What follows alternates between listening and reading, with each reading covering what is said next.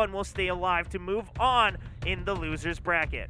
Both players, they are coming in. We don't even know the full intention of what they're about to bring in today. We know they always like to bring in some crazy things. Diego, he tried to introduce Josephine yesterday, and because it didn't work against the CC very well, I'm sure he's going to have something new now to deal with CC. Yeah, I can't imagine that we'll see the Josephine being prioritized again today. Surely we'll see some adaptation in this matchup. Molong, the first pick for Diego, and then the Cardinal and the Lulu. Again, no big surprise there. Both players preferring right now to play more of the bruiser, the tanky matchup. Kaki is a perfect example of a tanky bruiser. Diego also thinking about pairing his team comp with a Akroma later, but that is one of my favorite units in the game. Mina potentially with the Daphnis. That is a lot of damage coming out. Mina gets swapped for Diana, however. Unfortunate. I was getting excited as well, but we are going to see the Daphnis now show up here in Group C of the APAC preliminaries, and then going with a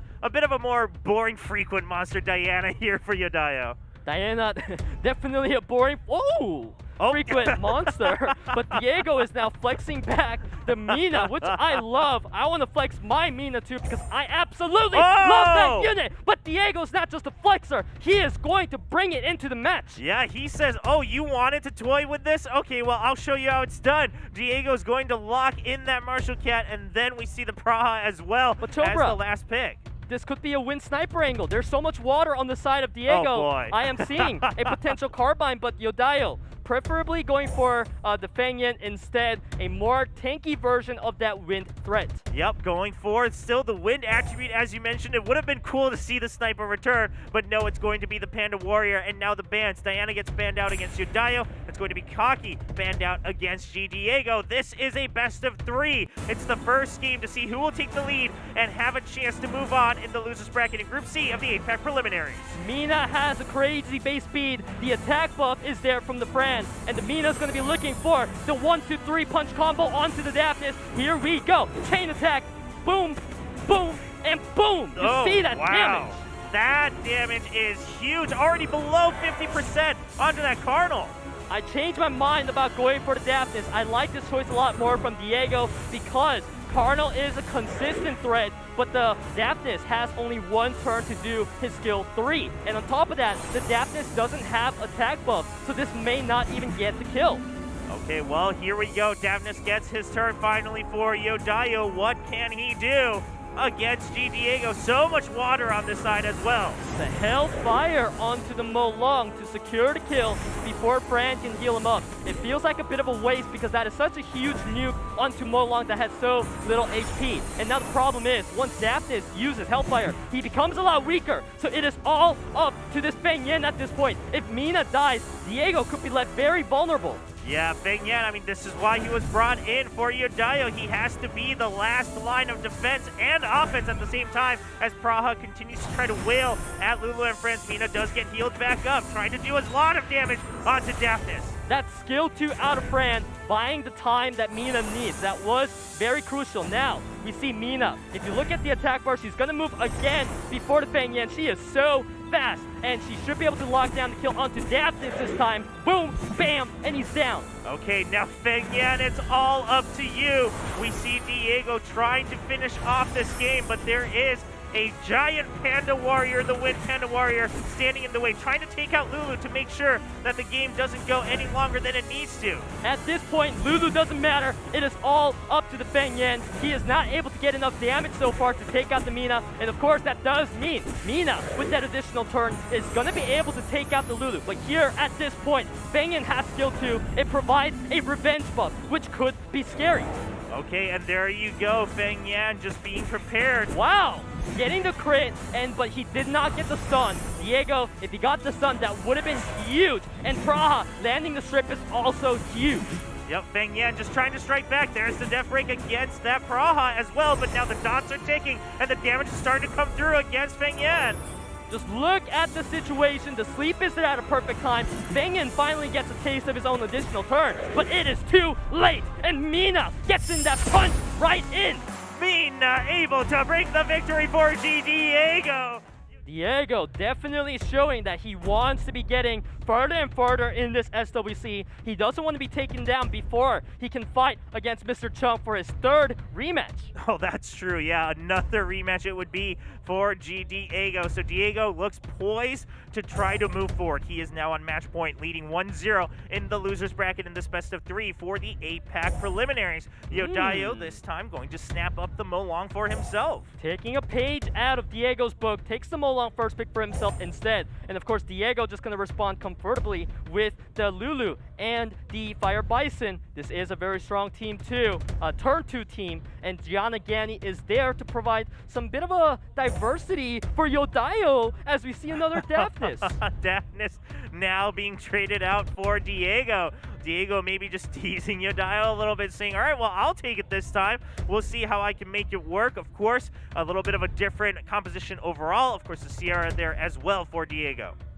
It feels like Diego is almost making fun of YODAYO, taking his units every time. But of course, now YODAYO striking back with some of that Gani Hathor combo. You can't help but get flashbacks to yesterday where Mr. Chung, aka Mr. Sleep, was able to keep Diego locked down the whole entire match. Yeah, that was painful to watch. I mean, Diego just not having a chance to move at all, as Diego continuing to juggle more monsters into his composition. I mean, if you bring in a Chloe, the Gianna is very scary. But at the same time, if you ban Gianna, can you really deal with Gani Hathor? It's all up to Diego's runes. How fast are these units? And I'm sure Diego's got a plan in his mind. It's got to be either the ban onto Gianna or Gani.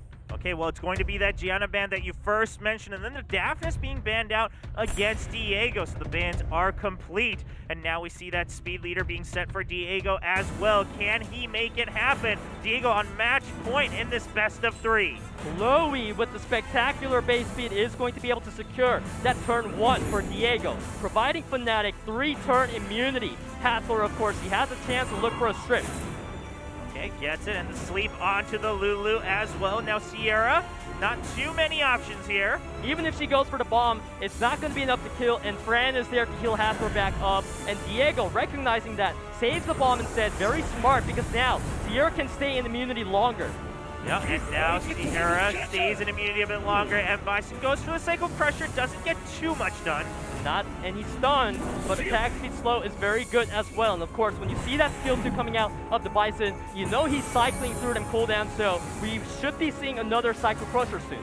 All right, and now the sustain coming back out for YODAYO as well. Both players trying to look for this window, as there's so much immunity, so much protection and sustain on both sides.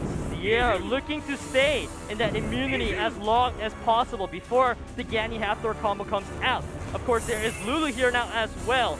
She is looking to get skill 3 off, but it is not available. And now, if you're Gaia, you can't help but wonder, can I deal with what's about to come from Gani Hathor? Yeah, Diego, you mentioned that that timer is now run out for that immunity, and now Hathor looking for the delayed promise.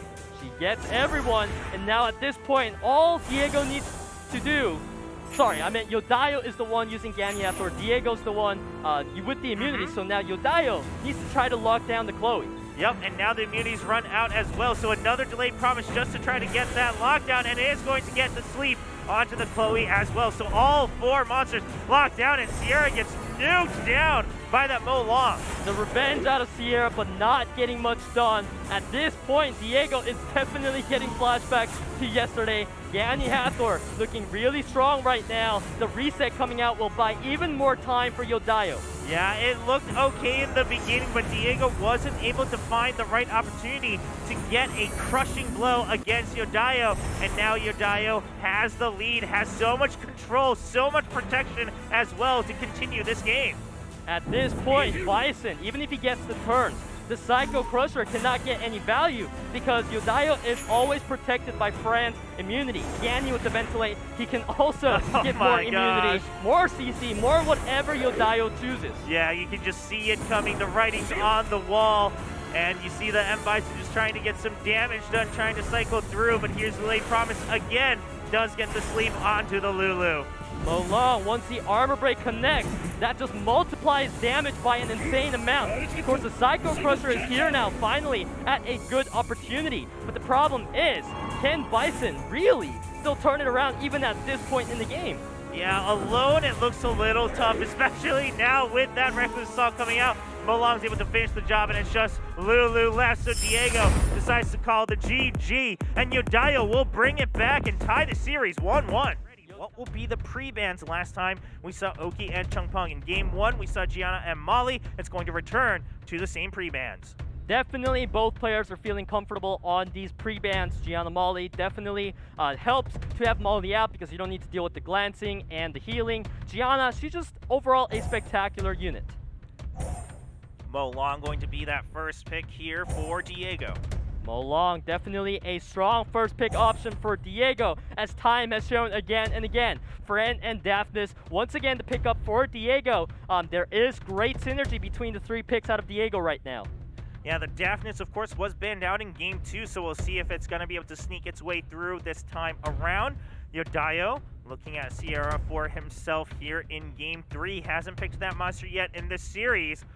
What else can you consider here for YODAYO running down the clock? Wants to maybe revert on that. No, the Sierra going to come out, and then the Water Monkey King. To be honest, Shobra, I can tell you as an ex-player what that moment was. YODAYO actually decided he doesn't like the Sierra after all, but he just didn't have enough time to think of something new. So he was forced to go with that Sierra pick. The Shihu is a very good way to deal with the Daphnis, which is why it came out. Diego going for more fire carries in that Kaki, so you can't help but wonder if you're Diego, are you scared of Shihu? And YODAYO, you just saw your opponent pick more fire. Do you want to try to bring in an extra water threat? Yeah, having one more just to make sure that you have something to really fight against that Kaki and the Daphnis. Something for YODAYO to consider here for his last pick.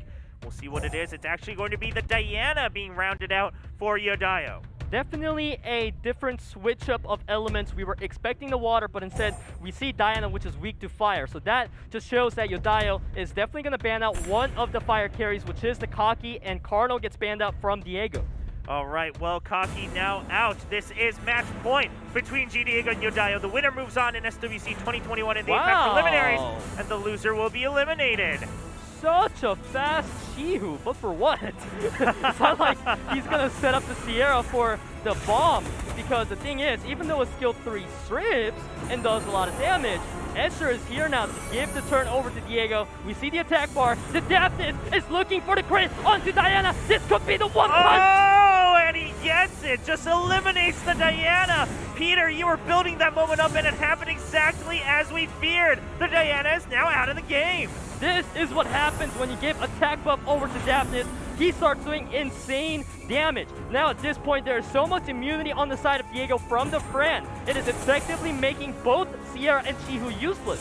Yeah, Sierra, yeah, you can just tell not really having an option. Does try to get some extra damage down onto the Fran, but there's just the heal bringing her right back up. Same with Shihu, just trying to do what he can. It's not going to matter much just yet. There's the Reckless, and at this point, it is going to be a one-man show for the Shihu on the side of YODAYO. Shihu is a unit that can do that technically, so the question is, will he? Yeah, of course, there's a lot riding on that line. He does get 2 stuns. 2 stuns, definitely huge. Also, resisting the attack break. Shihu right now, he's looking to grab the turns. He needs to be cycling and grabbing more stuns. Yep, Shihu is the hero that he's looking for YODAYO. Perfect. And there's the damage down onto the Daphnis. That was an excellent execution out of YODAYO. Daphnis had his skill 3 Hellfire available, and that could have been a dead Shihu. But now at this point, I am seeing the solo angle from the Shihu. I am an absolute believer. All right, Shihu, he gets another stun against the Fran as well. Escher trying to bring the Shihu down low enough. Molong doesn't have any of his skills just yet, so he's just trying to poke a little more damage. Now everyone tops back up for Diego. Oh no, this is bad. Molong has Reckless Assault, so this could be the angle. The Shihu's gonna go down. Here it comes. The Reckless Assault. And there he is, deleted once again. The Molong, with the sustain from his teammates, gets 2 Reckless Assaults throughout that game. Daphnis kicks it off with a nuke right at the beginning, and Diego will be able to secure this best of 3 and move on in the losers bracket in Group C of the APAC preliminaries.